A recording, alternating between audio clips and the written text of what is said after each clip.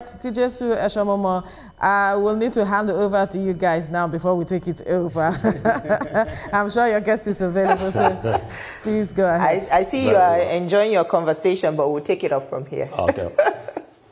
Thanks for joining us on the program, everyone. And the management of the Nigeria Education Loan Fund, NELFund, has denied the report, making the rounds that it has disbursed a total of 104 billion naira to 600,000 beneficiaries across the country since it was flagged off. The fund, under the leadership of Akintunde Sawyer, is now setting the record straight.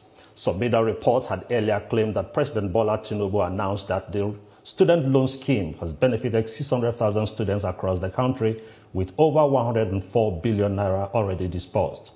President Tinubu was reported to have made this known on Saturday in a message at the 33rd convocation of the Federal University of Technology, Minna, Niger State. The president was represented at the event by Director in the Federal Ministry of Education, Rekiya Gambo Ilyasu. But reacting to the report, NELFund, in a statement issued on Monday, said the reports are contrary to the actual figures it has. NELFund says it has received a total of over 364,000 student loan applications as of the 3rd of February 2025. So far, the fund has disbursed a total of over 20 billion naira for institutional fees, benefiting more than 192,000 students across various tertiary institutions. Additionally, for upkeep, NELFund has disbursed over 12 billion naira to over 169,000 students, each receiving a stipend of 20,000 naira.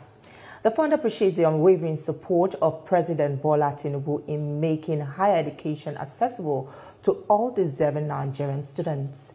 NELFund says it remains committed to transparency and efficiency in managing the student loan scheme and will continue to provide accurate updates as disbursements progress.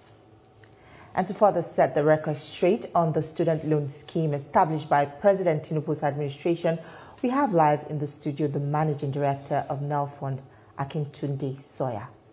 It's good to have you on the program. Good morning, Tijesu. Good morning, Eshomomo. It's good to be here. Welcome to our studio. Thank you. Well, it's clear that there are still several challenges that need to be addressed to ensure NELFund's effectiveness and sustainability.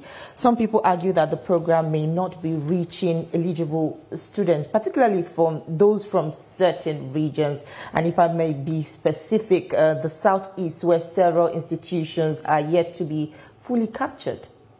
So, thank you very much. It's a great question. First of all, let me just appreciate what the President of the Federal Republic of Nigeria, His Excellency President Bola Ahmed Tinubu, has done in delivering this opportunity to Nigerians and making available the funds. He's made available through his interventions over 200 billion naira to the fund. So as far as he's concerned, that's been disbursed to NELFund. What NELFund disburses is what we can discuss, and I think the figures you gave are entirely accurate. Of course.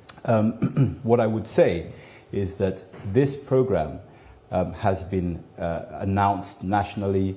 We've gone around the country to every single geopolitical zone to tell the students, to tell the families, to tell the institutions that this is available to them. Of course, as in any sort of initiative like this, you're not going to get equal uptake everywhere. There are attitudinal differences to schemes. Any scheme you introduce in government, the uptake will be different from place to place, from family to family, from home to home.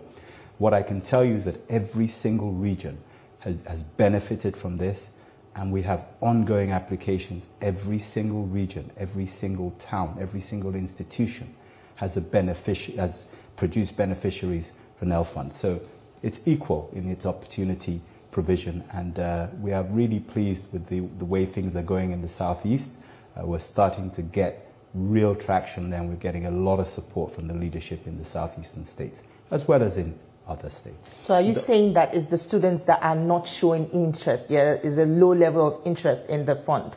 No, is that what you're saying? It's not that. What I'm saying is that, you know, the attitudes that each and every one of us has to a loan is different.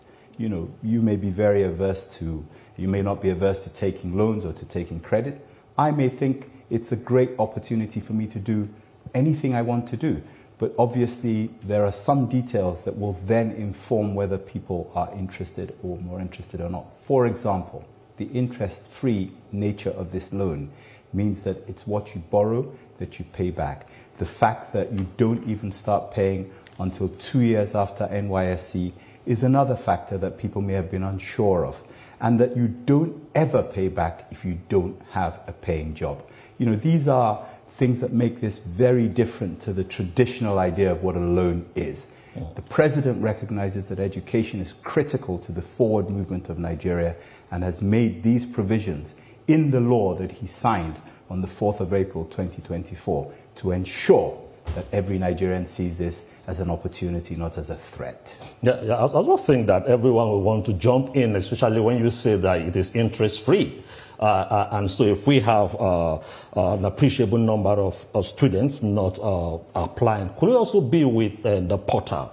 I spoke with some students recently, and some said, look, I tried to go through the portal and it didn't open up for me. So what is the state of the portal? The portal is functioning perfectly. I think it's important to understand that you can only access the portal if you're eligible. So you can go to the front page and it will ask you for a few things. Things like your NIN. If you don't have a NIN, or if your NIN is incorrect, you cannot proceed. You know, it's a security feature. Okay. If you don't have a JAMB number, you cannot proceed, because it's a requirement that, you know, we use JAMB for those who are going to receive the loans. If you don't have a BVN, for example, or your BVN is not correct or accurate, because we're going to be paying people money directly into their accounts, we're not playing with these things. These are really important security features.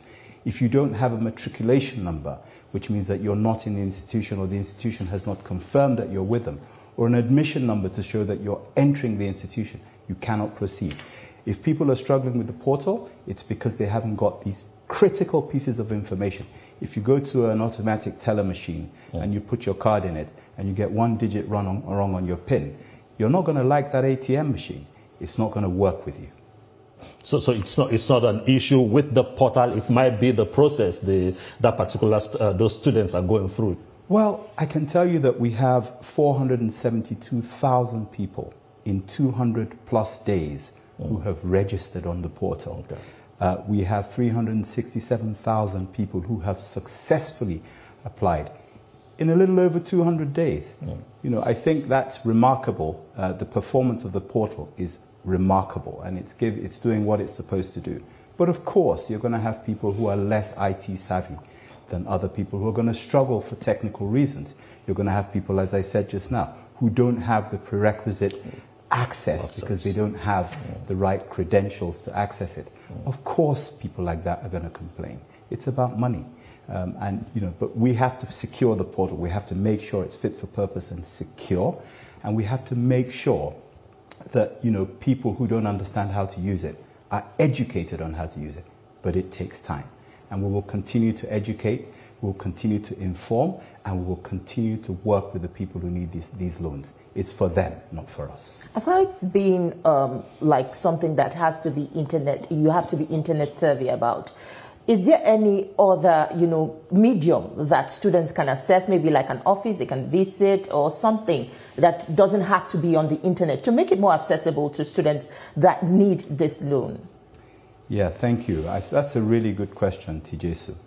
You know, in trying to strike a balance between securing the funds and making it easy for students, we have to find a sort of happy medium. If we start to make this something that you can walk into a building, fill out a form, and receive a loan, we're not going to make it just more accessible to those who need it. We're also going to make it more accessible to those who want to commit fraud.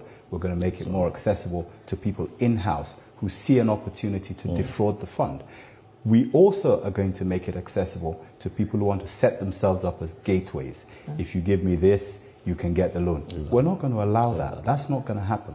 We'll find ways to ensure that those who are not internet savvy have a way of accessing it more easily. We'll do that. We'll invest in that. But we will not allow, under my leadership, people to come in and be able to set up opportunities to take bribes, to seek for favors, to introduce graft. We just won't allow it.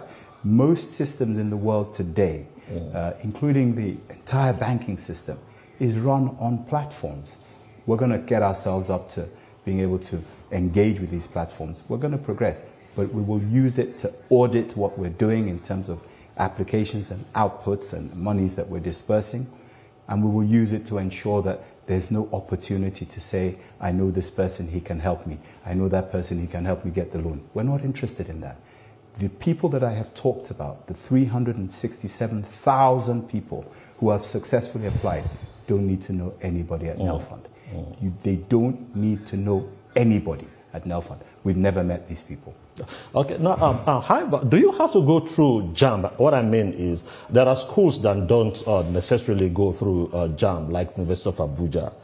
Now, are they excluded from it? And also, let's talk about the private universities. These are also Nigerians, and they should be entitled to whatever that is coming from the government of Nigeria. Don't you think so? So these are good questions, and I think, you know, it's important to understand that whenever you're setting up a program like this, that you have certain guidelines, certain rules, certain requirements. We made the decision, the executive decision, that JAMB would be a requirement for those who are accessing this loan, who are going to universities, polytechnics, and colleges of education owned by government. The truth about it is that we are also going to be doing a skills program where JAMB is not required. We're not going to let people fall through the cracks where with the skills you don't need JAMB, with the academic you need JAMB. We set guidelines for each, and anyone who's caught in the middle of that, we're going to introduce guidelines that will allow us to ensure the highest standards in education, because if you can just access the loan because you've managed to register at a school, then are we really serving the people and the country well? Not necessarily. But this is an ongoing process. There's a continuous improvement mentality that we have to take to this. It's a genuine question, but the important thing is that we're not going to let people fall through the cracks. We're going to ensure that we find ways of making sure that those who perhaps don't have JAMB but should be eligible are. The other part of your question is about private universities. Exactly. When I spoke with the President Tinubu, when we went to see him some time ago, he said this loan should be eligible to all Nigerians, whether they're in private or public, but the law that the National Assembly passed says it's limited for now to government-owned institutions. I think that's eminently sensible. Most of the people who have an affordability problem paying for their education are to be found in those institutions. I suspect that over time, when we've settled and looked after these people who are really at the bottom of the pyramid as far as educational access is concerned, I suspect that we'll move up and on. It's important also to remind you that this is not the only scheme that this administration has put in for people to be able to get educated.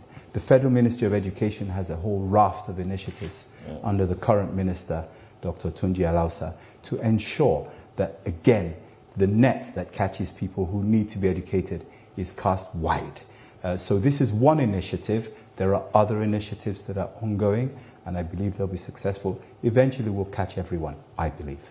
Still have more questions for you, but we'll take this quick commercial break. Stretch a little, sip some coffee. We'll be right back. Glad to have you back. We still have with us in the studio Akintunde Sawyer, the Managing Director of NELFund. Now let's talk about the repayment of these loans. NELFund says it will be 2 years after completion of the NYSC program, but critics say that this is not realistic because there's no guarantee that these students will get, jobs after they graduate or after the NYSC service. And also, even for the lucky few that will get, poor remuneration is another issue to look at. How do you explain this? Okay, first of all, let me establish a simple fact. Okay. There is unemployment all over the world. It is particularly high in Nigeria because of certain things that have happened over the last 5 or 6 decades in terms of structural non-implementation, if you like, of good ideas. The way this has been set up is that we recognize that unemployment is high, but the government is working to bring it down and to create jobs, and we will see that mature over time. But we wanted to give time for people to be able to pay this loan back. And so what we've done is we've said, look, 2 years after NYSC is when we will even ask you about repayment. Essentially, what we want to know at that point or at that stage is, do you have a job? What efforts do you need to make to get a job? How can we help? When they do get a job, that's the only time they're required to pay this loan back. And the requirement is for the employer to make a deduction. To address your question about poor remuneration, the employer is obliged to take a 10% deduction, make a 10% deduction from the salary of the employee and remit it, the employer, remit the 10% back to NELFund, not even the loanee. So the onus and the legal requirement is on the employer, not on the loanee, except where the loanee is self-employed. If they're self-employed, then of course they have to make declarations as to what they're earning and make that 10% deduction back to the fund. It is illegal, it is against the law if a company, an employer, doesn't make the deductions. We will not and cannot prosecute the loanee, except if they're self-employed and they're not declaring appropriately. I should also say one very quick thing. 2 years after NYSE, it's a magnanimous offer to ensure that people recognize that this is about impact. However, loanees can pay this loan back anytime they like. The day after they graduate, a month later, whenever they have funds that they want to put into the fund. It's a revolving fund. What we do with the money that's paid back is to help those who are coming next. We're not here to make profit. So from what you said, are you saying that NELFund provides sort of like an after service to some of the beneficiaries of this loan in the case that they don't get jobs on time? So you're right. So we're trying to be innovative about how we work, and we're trying to take the view that, look, we don't just want to give loans and abandon people. We are working on developing a job portal where we will draw in jobs from the public sector, from the private sector, from non-governmental organizations, from international organizations, into a portal so that there's a place for them to go. Over time, we will appoint counselors who will help people with things like helping them put their CVs together, their resumes together, who will help them access jobs, jobs as in interviews.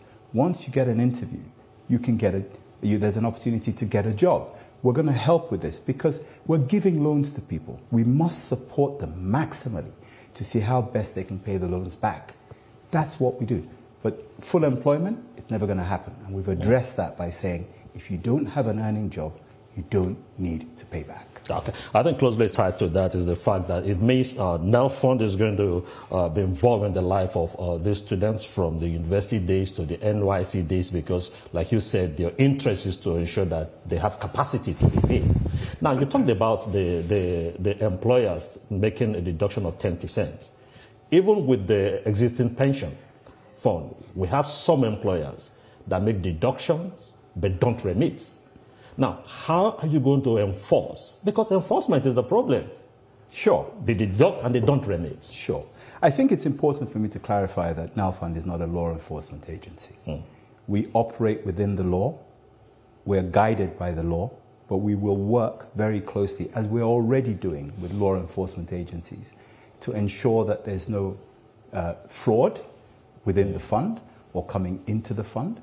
When we get to the other end, and what you've just described now is non-compliance by organizations. Exactly. Again, it's not unique to Nigeria, but you have laws so that you can enforce and prosecute those who break them.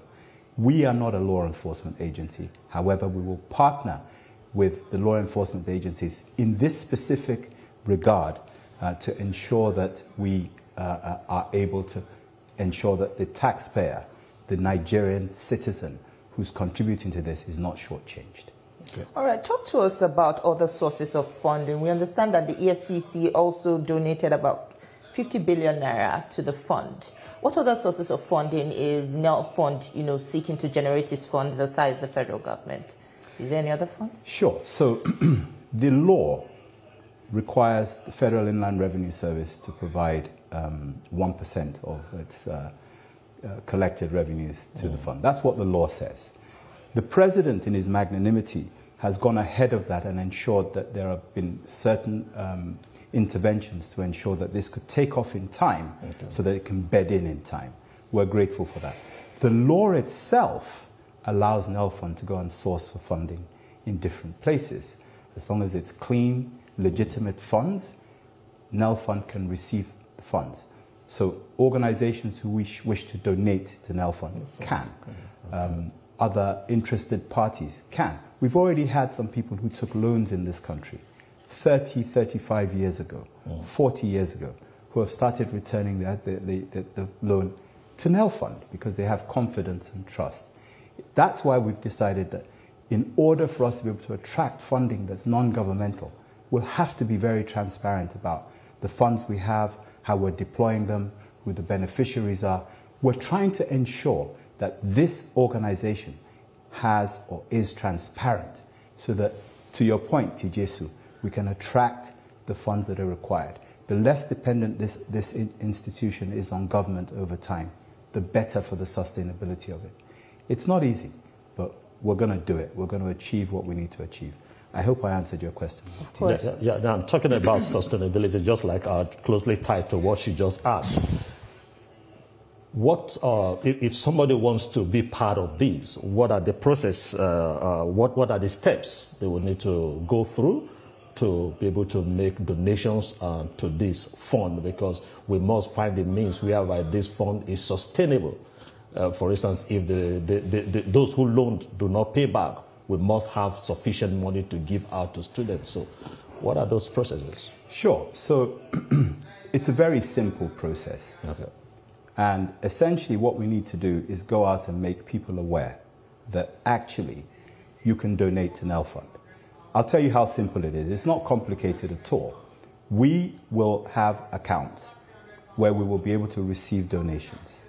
But remember, people who make donations sometimes have special conditions attached. They might say these funds are for people with disabilities. They might say these funds are specifically for women. They might say these funds are specifically for people in a certain part of the country. We must allow people to make those donations and live up to and honor whatever it is that they've written down or have stated to be the conditions. But in terms of receiving funds, it's very simple. There's a bank account, funds will be paid into it, and those funds will be judiciously monitored, managed, and the respect given to those who donated for the terms and conditions for providing those funds will be honored. What is left is for us to go out and begin to advertise the fact that we are wanting these funds to come in. We haven't started doing that yet because we've got to set up a proper governance structure around it. It has many implications when you take monies from government anyway, but even more complications when you're taking money as government from the private sector. We have to put the plans, the governance structure in place to accommodate that. We're working through that at the moment.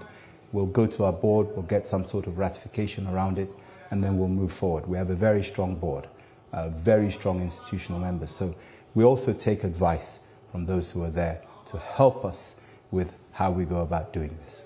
The fund has received over 3,000 applications and has expended about 20 billion naira on this application so far. How many of these applications have been treated with this fund?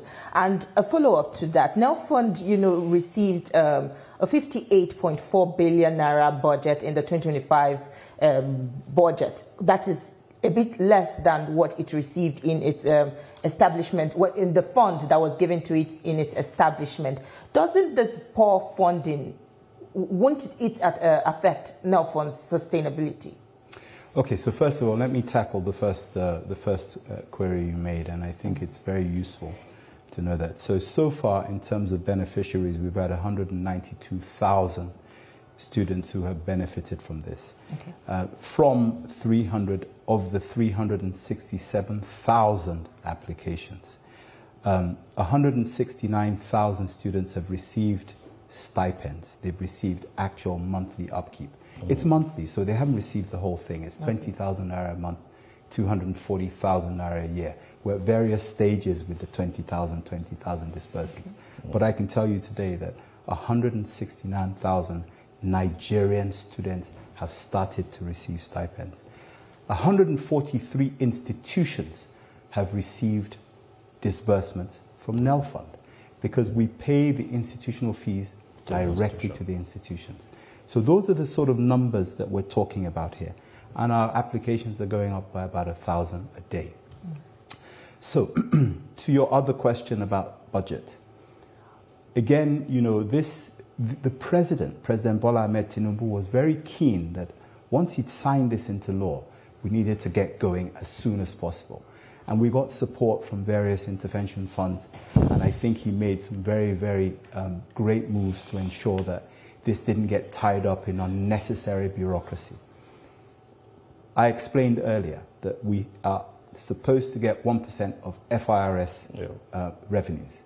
I think that number in itself is self-explanatory. Okay. Yeah. I think we should focus on that.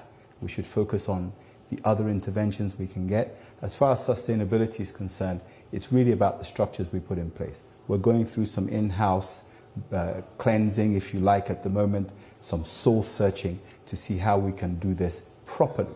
This is not about me. It's not about the management at NELFund. It's not about the board. It's not about, this is about students. It's about the future of Nigeria. That's what we're fighting for here. And we need to make sure that we win that fight for the students. Well, thank you so much for your time with us on the program and shining more light on the activities of NELFund. We just hope that, you know, students that are eligible for this actually get adequate access to it, as you have explained. Thank you so much for your time at Akintunde Sawyer. TJ, thank you for your time and your great questions. Eshomomo, the same. The people who are supposed to get this will get it, nobody else. All right. Thank you so much.